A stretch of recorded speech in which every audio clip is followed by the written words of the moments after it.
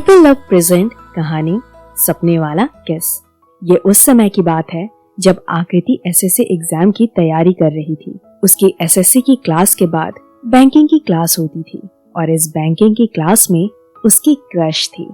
वो सिर्फ उसे देखती थी लेकिन कभी बात करने की हिम्मत नहीं हुई। फिर एक दिन उसने अपने दिल की बात अपनी दोस्त को बताई। उसे आकृति की सेक्सुअल ओरिएंटेशन का पता था। एक्चुअली वो आकृति की बचपन की दोस्त है और वो जानती है कि आकृति को लड़कियों में इंटरेस्ट है, लेकिन आकृति की दोस्त स्ट्रेट है।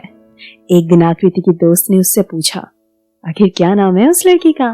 आकृति ने जवाब दिया, मुझे नहीं पता। उसकी दोस्त ने कहा, तू पहले फेसबुक से उससे बात करने की कोशिश कर। आकृति को भी ये तरीका थोड़ा ठीक लगा, बट प्रॉब्लम ये थी कि उसे उसका नाम नहीं पता था, लेकिन आकृति उससे बात करना चाहती थी। पहली बार वो किसी की तरफ इतनी अट्रैक्ट हो रही थी, लेकिन उससे बात करने से घबरा रही थी। उसकी दोस्त ने कितनी बार बोला कि नोट्स के बहाने ही बात कर लो, लेकिन फिर भी आकृति की हिम्मत नहीं हुई। आकृति ने अपनी दोस्त से कहा, यार तू जाके उससे बात करना और उसकी एफबी आईडी मांग, दोस्ती की खातिर इतना तो कर ही सकती है ना। पहले तो उसने साफ मना कर दिया, लेकिन फिर बोली, एक ही कंडीशन में तेरा काम करूंगी, अगर तू मेरे एक वीक के नोट्स बना के देगी तो। आकृति ने उससे कहा, प्रॉमिस मैं तेरा काम कर दूंगी। शाम को जब क्लास ऑफ हुई तो आकृति की दोस्त ने उसकी एफबी आईडी ला के दे दी। आकृति ने शॉक होकर पूछा, इतनी जल्दी कैसे अरेंज कर ली? तो उसकी दोस्त ने कहा, तू आम खा, गुठलियां मत गिन और हाँ मेरे नोट्स बना देना। उस रात आकृति ने माहिका का नाम फेसबुक पे सर्च किया और उसे फ्रेंड रिक्वेस्ट भेज दिया और फिर उसकी फ्रेंड रिक्वेस्ट एक्सेप्ट करने का इंतजार करने लगी। 4 दिनों के बाद उसने फ्रेंड रिक्वेस्ट एक्सेप्ट करी। आकृति ने उसे अपने बारे में बताया, लेकिन उसने उसके मैसेज को देख के कोई जवाब नहीं दिया। अब आकृति क्लास जाती थी तो वो उसकी तरफ देखती थी, लेकिन आकृति में तब भी इतनी हिम्मत नहीं होती थी कि वो उसके सामने जाकर बात कर सके। आकृति फेसबुक की मदद से ही उसे बात करने की कोशिश करती रही। आखिरकार एक दिन माहिका ने उसके मैसेज का जवाब दिया और उससे पूछा, आप किस एग्जाम की तैयारी कर रहे हैं? आकृति ने उसे जवाब दिया, मैं एसएससी सीजीएल की तैयारी कर रही हूँ। बस इतना ही जवाब दे पाई थी आकृति कि वो फिर से ऑफलाइन हो गई। अगले दिन जब आकृति क्लास गई तो माहिका क्लास में नहीं थी। फिर उसे किसी से पता चला कि वो लाइब्रेरी रूम में है। आकृति भी लाइब्रेरी रूम में चली गई। उसने देखा कि माहिका क्वेश्चन सॉल्व कर रही थी, तो आकृति भी एक बुक लेकर उसके सामने वाले टेबल पर जाकर बैठ गई। माहिका से जब एक क्वेश्चन काफी देर से सॉल्व नहीं हो रहा था तो वो गुस्से में अपना हाथ टेबल पर मार देती है, जिससे उसका पेन भी नीचे गिर जाता है। तभी आकृति उसे परेशान होता देख उसके पास आती है और उसका पेन उठाते हुए कहती है, हाथ में ज्यादा चोट तो नहीं लगी? माहिका उसे देखती है लेकिन कोई जवाब नहीं देती। आकृति फिर बोलती है, क्या टेबल पर हाथ मारने से क्वेश्चन सॉल्व हो जाते हैं?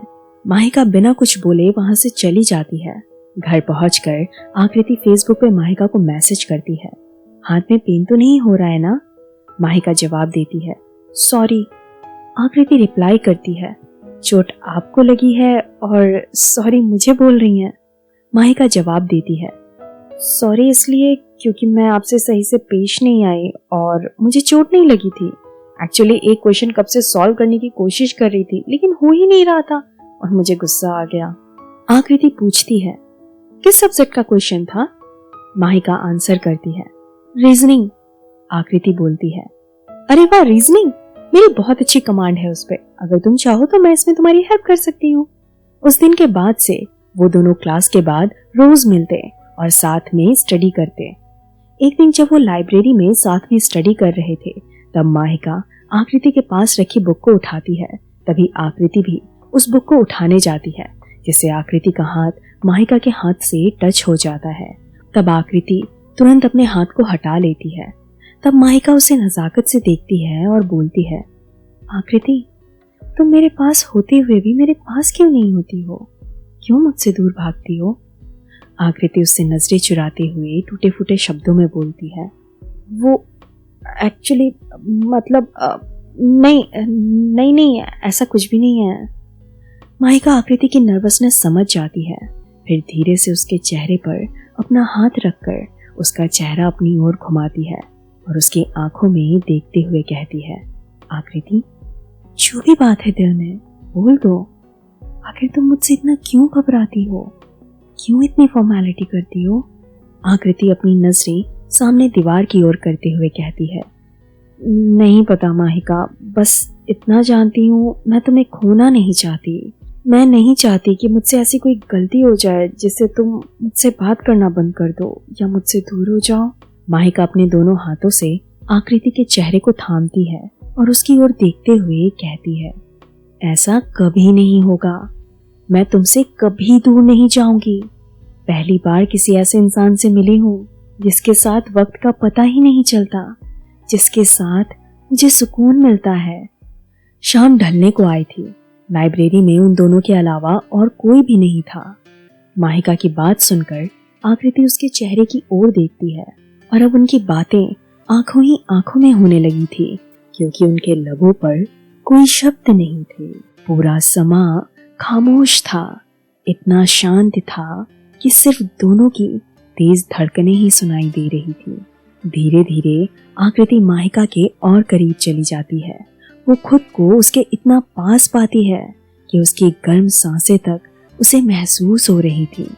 आकृति के तपते होंठ माहिका के होठों से बस कुछ ही दूर थे, लेकिन दोनों की पलकें उस हसीन शाम की तरह ढलने लगी थी और दोनों की सांसें एक साथ चलने लगी थी। बस बाकी था तो उनकी सांसों का एक होना।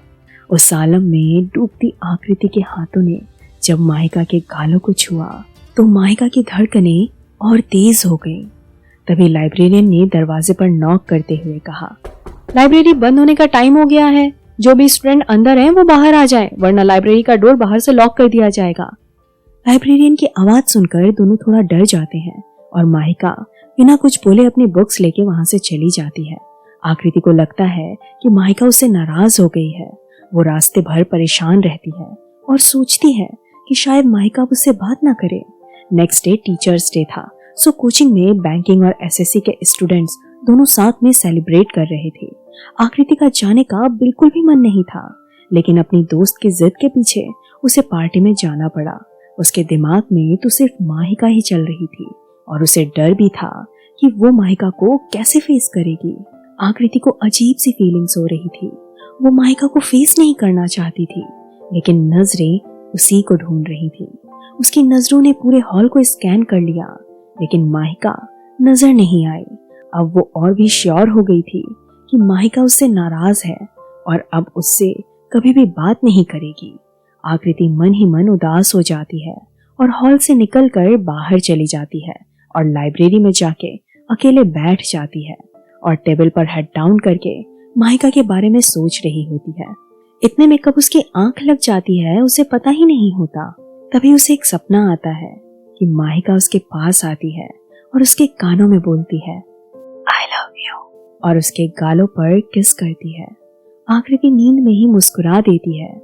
तब माहिका बोलती है, क्यों मैडम, आप पार्टी में सोने आई हैं? माहिका की आवाज सुनकर आकृति झट से खड़ी हो जाती है और सोच में पड़ जाती है कि यह सपना है या हकीकत। माहिका उसे ऐसा भौचक्का देख हंसने लगती है और कहती है, अरे मिस आकृति, आप कोई सपना नहीं देख रही हैं, मैं आपके सामने सच में खड़ी हूँ। आकृति कंफ्यूज्ड होकर अपने गालों की तरफ इशारा करते हुए कहती है, तो क्या वो सपना नहीं था? तब माहिका बिना कोई जवाब दिए अपने कदम आकृति की तरफ बढ़ाती है। आकृति को अभी भी ये सब एक सपना ही लग रहा था। माहिका उसके बिल्कुल नजदीक जाकर उसे गले लगाती है और उसके गालों पर फिर से किस करती है और कहती है, ये कोई सपना नहीं है, ये हकीकत है। आई love you Akriti. I love you too Mahika. इतना कहकर आकृति भी उसे गले लगा लेती है और फिर बस इसी तरह से आकृति और माहिका की लव स्टोरी शुरू हो जाती है। कहने को तो वो दोनों क्लास की नजरों में एक अच्छे दोस्त थे, लेकिन एक्चुअल में वो दोनों एक कपल थे। बस कहानी तो इतनी सी थी। अब आपकी बारी है ये बताने की कि कैसी लगी आपको ये कहानी। आप चाहें तो हमें मेल कर सकते हैं या फिर कमेंट कर सकते हैं। और हाँ, अगर आपकी भी कोई कहानी है तो आप हमें sendpurplelove@gmail.com पर शेयर कर सकते हैं। आज के लिए बस इतना ही। मैं आपसे मिलती हूँ नेक्स्ट स्टोरी के साथ। Thanks for watching.